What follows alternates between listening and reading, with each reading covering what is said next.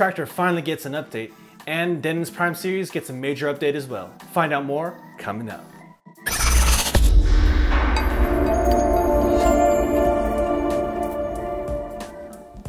Thank you for watching PDot TV, where you'll find tips, tricks, and tutorials for DJs and music performers. Now let's get into the video. So Korg recently announced that they are moving their Korg gadget app from iOS and porting it over to the Nintendo Switch. Now this makes a lot of sense in my opinion as far as the form factor is concerned, because the Nintendo Switch has a nice big touchscreen, much like any iOS device like an iPhone or an iPad. So translating from the iOS version of it to the Nintendo Switch shouldn't take that much effort and shouldn't take too long. And another reason why I think it makes a lot of sense is because a lot of music nerds or video game nerds as well, so people that have picked up their Nintendo Switch that want to make music on the go and don't want to have to bring their iPhone or iPad alongside their Nintendo whenever they're out, can actually create music on their Switch as well. And also in the past, Korg has a relationship with Nintendo. They've released a few, synths for their 3DS mobile system before, so porting over a more powerful, more complete version of a music production station like the Gadget to their newest system makes a lot of sense in my opinion. And from using Gadget in the past, you get a lot of tools, multiple synths, multiple drum machines, a nice sequencer all in one package. So if you're really looking to make some music on the go and you're ready, a Nintendo Switch owner, be on the lookout for Gadget when it comes out. Recently, Native Instruments just announced that they've updated Traktor to version 2.11. Now this new version doesn't include any real breakthrough features, but one. They've now added the ability to color code your library. Now this doesn't seem like a major feature and it's more of like a minor thing that not a lot of people are going to use. But if you're crazy about music organization and you're always looking for a new way to have your music organized, this color coding can be really powerful. You can code them by, set time or by energy or any number of things. So if you're into organizing your music down to a T, this new coloring system might be the new feature that you've been looking for.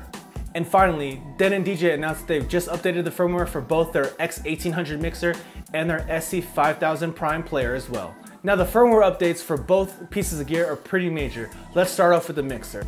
Now in a previous firmware update, Denon added more time divisions for their kind of beat effects that they have. So previously they were missing 1/3 beat and some other time divisions that are really nice to use in situations where you want to get like a really funky sounding dub-like echo or something like that. So they've added those in and added those available on the touchpad as well using a key combination. But now in this firmware update, they've actually added even more effects to the actual mixer itself. Now this is kind of a first because on a mixer like the DJM 900 Nexus, you have a set number of beat effects, whereas because of the whole digital architecture of the X1800 Prime, Denon has the ability to add as many features as they want. So new effects like this are possible on this mixer, unlike the Pioneer counterpart where it's not possible at all. And in this firmware update, they added a hall reverb that's some really crazy big sounding reverb that might not be the best reverb or something that you're going to use on an everyday basis, but the fact that they've added any more effects shows that they're really committed to this digital architecture and committed to adding even more features. Now on the SC5000, they've added one thing that should help out a lot of DJs moving from Pioneer to the Denon platform. They've now added the ability to import Rekordbox DJ databases and their music directly from the player. So unlike previously where you'd have to prep your Denon DJ set with the Prime software in the past, if you had a Rekordbox DJ library on a USB stick, you can now just plug it into the player even without a Denon DJ database on it at all.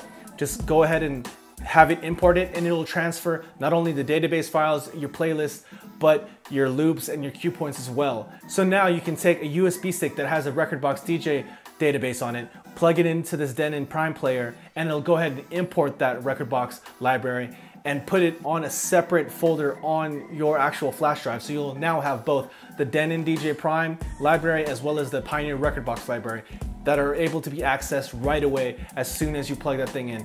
Now, it'll import maybe a couple hundred songs a minute, so if you're doing a really quick changeover, this doesn't really help. But in a pinch, if you have to play a set and you're just throwing maybe about 50 to 100 or so songs onto a flash drive, go ahead and throw that on there, and within a minute or so, you'll have setup ready to go. And at the same time, what's cool about these Denon Prime players, as while it's importing, you can still play the songs off of it. So if you know your library enough and you don't need all the features that come from importing all that information, you're still able to play while it's importing. And this is a lot different than with the Pioneer players, where when it's pulling the information like that, you're not able to really play the songs out like you are on the Denon side.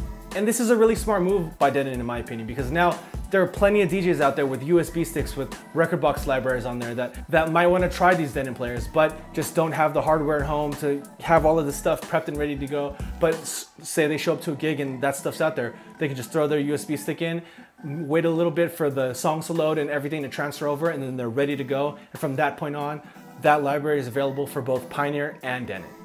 So that's it for the news this week. So question of the day: does this new Denon update excite you for the future of this Denon Prime series? Go ahead and leave that down in the comments below. I'd love to hear what you guys have to say. And as always, if you found this video useful, please go ahead and give it a thumbs up. And if you haven't already, go ahead and click right here to subscribe to this channel. Or if you'd like to watch more content, go ahead and click on that video right there. And thank you for watching PDot TV, where you'll find tips, tricks, and tutorials for DJs and music performers. See you next time.